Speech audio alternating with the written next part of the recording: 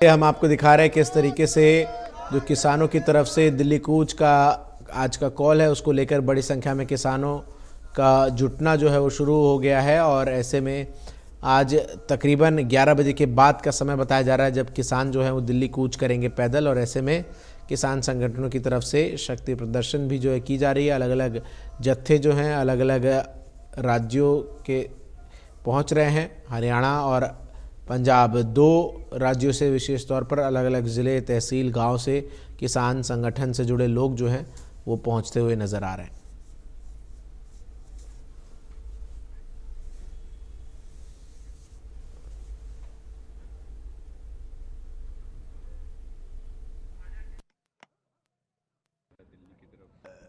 हालांकि बॉर्डर पे जो भारी संख्या में पुलिस बल तैनात है आप लोगों को रोकने के लिए, क्या कुछ स्ट्रैटेजी होगी अगर रोकती है तो? देखिए, जिस तरह से देश के न्यायालय में भारत सरकार और हरियाणा सरकार ने बोला था, अगर देश के किसान पैदल आते हैं उनको हमारे ट्रैक्टर ट्रॉली के ऊपर आपत्ति थी, जो जैसा वो बोल रहे थे। केंद्र के मंत्री अथवा राज्यों के मंत्री भी बोलते रहे हैं, अगर ट्रैक्टर ट्रॉली छोड़कर आए, कोई भी व्हीकल में आ जाएं, हमें कोई आपत्ति नहीं है। अब 100 का मरजीवड़े का जथा है हमारा। मरजीवड़े का भाव अर्थ है कि देश के किसान मजदूर के लिए अपने आप को जो बलिदान के लिए तैयार करना। आज गुरु तेग बहादुर जी का शहीदी पर्व भी है, जिन्होंने देश दुनिया के लिए, उनके मानवाधिकारों की रक्षा के लिए कुर्बानी दी। आज जयंती भी है अंबेडकर जी की। तो इन बड़े लेजेंड्स को समर्पित करते हुए हम लोग जो देश के किसान मजदूर के लिए जो हमारा 100 का जत्था निहत्था होगा, कुछ भी पास में नहीं होगा। जो डीसी हम्बाला बोल रहे हैं, झूठ बोल रहे हैं, इनके पास मारू हथियार है। एनआईए यहाँ आई है, देख लीजिए कौन हमारे पास हथियार हैं। अगर आपको लगे हथियार तो बोल दीजिए देश को कि हम हथियार देख रहे हैं। अब भाई 100 आदमी को एक स्टेट से क्या टकराएगा? हमारी कोई बैरिकेड तोड़ के जाने की भी मंशा नहीं है। हम तो बोल रहे हैं पीसफुली पैदल जरूरी वस्तुएं लेके आगे बढ़ेंगे।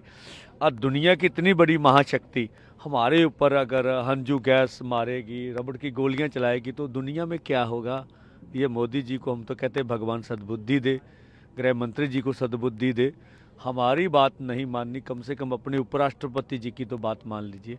हम वही बोल रहे हैं जो आपने चिट्ठी 2011 में डॉक्टर मनमोहन सिंह जी को लिखी थी, जब कंज्यूमर अफेयर कमेटी के आप चेयरपर्सन थे, कि ये एमएसपी को पक्का करिए। 2018 में आपके मंत्रालय की चिट्ठी हमारे पास है कि हम C250 के अनुसार कुछ महीनों में आपका काम निपटा देंगे। 2021 में दिसंबर की आपकी चिट्ठी है कि हम एमएसपी को और व्यापक बनाएंगे।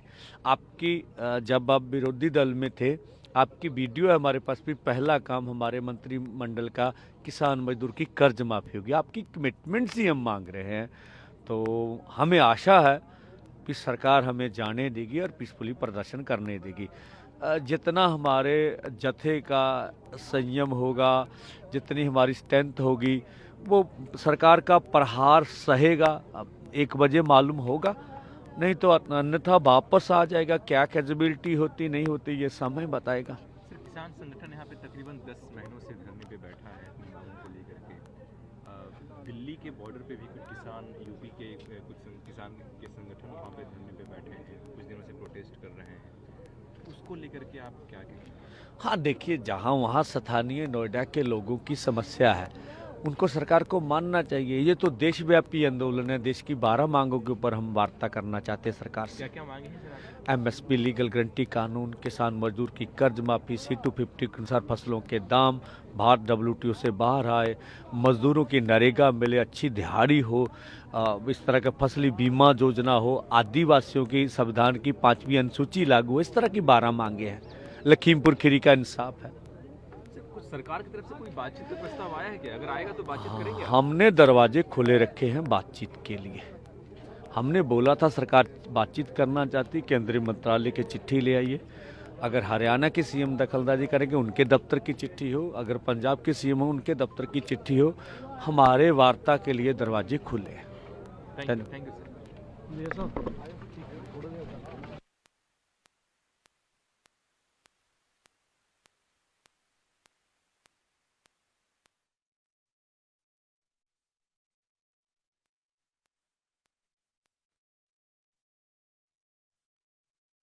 किसानों की तरफ से ये कहा जा रहा है, लेकिन इन सब के बीच किसान अपनी मांग को लेकर भी लगातार अड़े हुए हैं। उनका साफ कहना है कि दिल्ली कूच जो है होगा। रवनीत बिट्टू की तरफ से, जो कि केंद्र में मंत्री है, उन्होंने कहा कि अगर प्रदर्शन ही करना है तो पैदल दिल्ली आइए, और अब किसानों ने पैदल ही दिल्ली कूच का ऐलान कर दिया है। सुरक्षा बलों की तैनाती कितनी बड़ी संख्या में है वो इन तस्वीरों को देखकर आप समझ सकते हैं, अंदाज़ा लगा सकते हैं कि किस तरीके से सुरक्षा बलों की तैनाती जो है वो नज़र आ रही है। बड़ी संख्या में जो पुलिस के जवान हैं वो चप्पे चप्पे पर तैनात हैं और भारी संख्या में पुलिस फोर्स की तैनाती है।